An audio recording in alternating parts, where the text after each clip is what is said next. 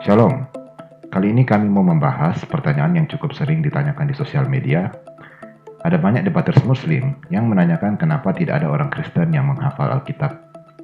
Seolah-olah Alkitab itu lebih rendah dari Al-Quran karena tidak ada yang menghafal isinya.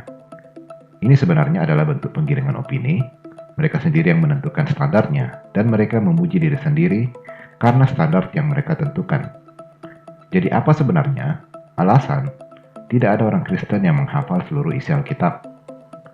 Baik, sebelum kami menjelaskan masalah ini, kami meminta dukungan dari saudara untuk perkembangan channel kami ini dengan memberikan like atau subscribe supaya lebih banyak orang yang dijangkau oleh video-video kami.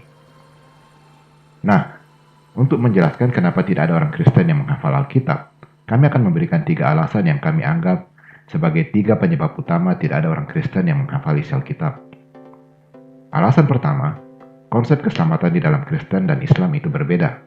Di dalam Kristen kita diajarkan akan memperoleh keselamatan dengan berserah ke dalam penebusan Tuhan Yesus sehingga kita beroleh pertolongan Roh Kudus untuk memulihkan hidup kita menurut tahapan-tahapan yang sudah dijelaskan di dalam firman-Nya. Sedangkan saudara-saudara di Islam mencari kelepasan dari api neraka dengan mengumpulkan amalan-amalan perbuatan baik di dalam kehidupan ini. Adapun amalan-amalan yang dimaksud adalah segala sesuatu yang diperintahkan oleh Allah SWT di dalam Al-Quran untuk mereka lakukan. Salah satu di antaranya adalah membaca ayat-ayat Al-Quran itu sendiri.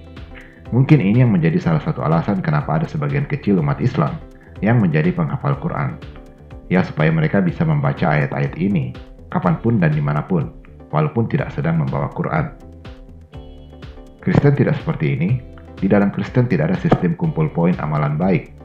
Jadi, firman Tuhan menjadi tuntunan untuk sampai kepada suatu pemahaman yang menyelamatkan, yaitu menerima penebusan di dalam Yesus Kristus dan juga menerima pertolongan Roh Kudus-Nya. Jika kita tidak sampai ke pemahaman ini, maka ayat-ayat firman Tuhan tidak akan mendatangkan kebaikan apapun, dan justru ayat-ayat ini yang akan menjadi landasan bagi penghukuman kita.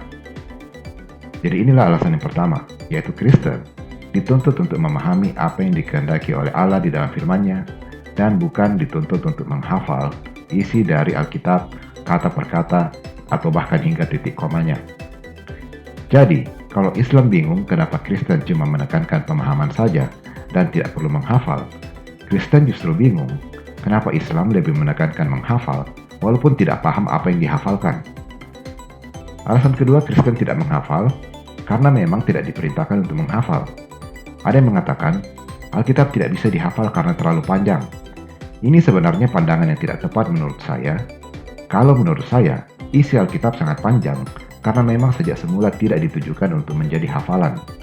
Ada puluhan penulis kitab di dalam Alkitab dan tidak ada satupun yang memerintahkan penghafalan. Tapi, walaupun tidak menghafal kata per kata, Kristen yang rajin membaca firman Tuhan pasti tahu harus mencari di mana ayat-ayat yang terkait dengan suatu permasalahan. Alasan ketiga, Kristen tidak menghafal Alkitab karena Alkitab sudah dituliskan sejak semula. Jadi untuk apa menghafal kata per kata? Untuk memudahkan Anda memahami ini, coba bayangkan apakah Anda masih akan repot-repot menghafalkan barang-barang apa saja yang harus Anda beli kalau Anda sudah membuat catatan daftar belanjaan. Tidak kan? Kalau Anda masih repot-repot menghafal, lalu apa gunanya membuat catatan belanjaan tadi? Saya yakin sebagian besar dari Anda paham maksud saya. Tapi biasanya kalau saya membahas seperti ini, tetap saja akan ada yang menimpali. Akan ada yang menanyakan bagaimana kalau catatannya sampai hilang. Ya, saya jawab saja kalau dihafal bagaimana kalau sampai lupa. Rasanya, saya belum pernah menghilangkan catatan belanja yang saya bawa. Tapi sudah tidak terhitung berapa kali saya lupa apa yang harus saya beli kalau hanya mengandalkan ingatan. Selanjutnya, ada juga yang mengatakan bahwa dengan menghafal, mereka bisa menemukan kesalahan-kesalahan yang ada di dalam Quran yang salah cetak.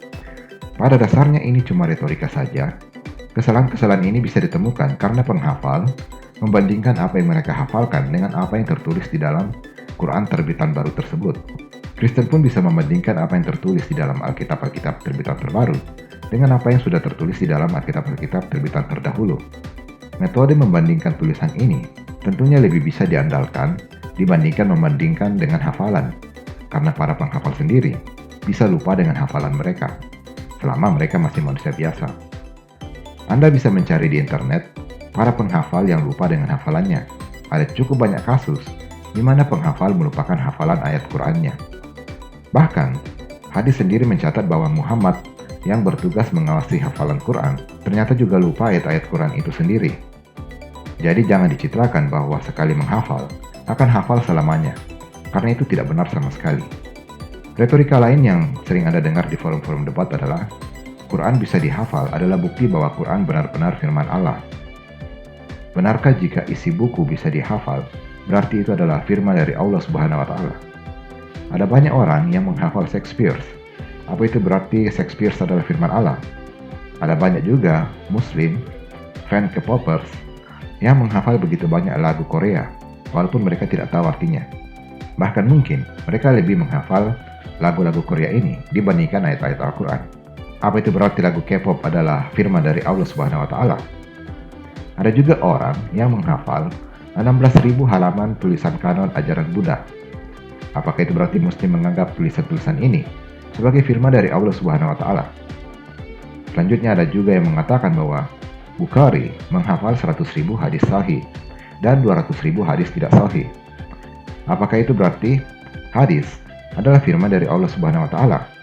Atau lebih jauh lagi, apakah hadis yang tidak sahih itu juga merupakan firman dari Allah Subhanahu wa Ta'ala? Ada lagi yang mengatakan bahwa penghafal itu menjamin keberadaan Al-Quran. Bahkan, seandainya semua Quran di seluruh dunia dibakar habis oleh musuh Islam, para penghafal bisa menuliskannya kembali. Bagaimana dengan Kristen? Bagaimana kalau Alkitab sampai dimusnahkan? Sekilas ini terdengar seperti retorika yang cerdas, padahal tidak sama sekali. Retorika ini justru berkebalikan dengan pola pikir Umar pada masanya. Sekarang coba pikirkan berapa jumlah Alkitab di dunia ini.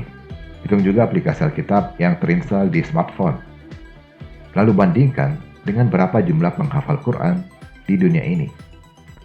Apakah ada yang ingat alasan Umar mengajukan ide untuk pembukaan Quran? Ya, karena penghafal sudah banyak yang mati.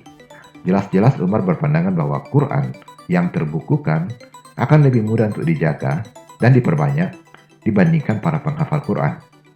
Atau mungkin kita adakan tantangan saja. Bagaimana kalau Kristen harus memperbanyak 1000 Alkitab, sedangkan Islam harus memperbanyak 1000 penghafal Quran? Mana kira-kira yang lebih dulu akan memenuhi tantangan ini? Jadi, bagaimana bisa kita berpandangan sesuatu yang lebih mudah untuk diperbanyak akan lebih dulu habis daripada yang begitu sulit untuk diperbanyak? Bahkan, jika Alkitab yang tercetak di dunia ini habis, masih banyak orang Kristen yang menyimpannya dalam bentuk soft copy. Jadi retorika ini juga terlalu dipaksakan. Sampai di sini kita sudah melihat 3 alasan utama kenapa Kristen tidak menghabiskan waktunya untuk menghafal Alkitab, kata demi kata hingga titik komanya. Kristen cukup membaca dan memahami apa yang ingin disampaikan Allah di dalam firman-Nya. Sekali lagi saya mau mengingatkan bahwa Kristen dan Islam adalah 2 pengajaran yang berbeda. Jangan memakai standar-standar yang ada di dalam Islam untuk menilai apa yang ada di dalam Kristen. Karena apa yang dipandang perlu bagi Islam, belum tentu diperlukan di dalam Kristen. Sampai di sini dulu pembahasan tentang Kristen yang tidak perlu menghafal isi Alkitab ini. Sampai jumpa di video kami yang selanjutnya. Salam Soli Deo Gloria.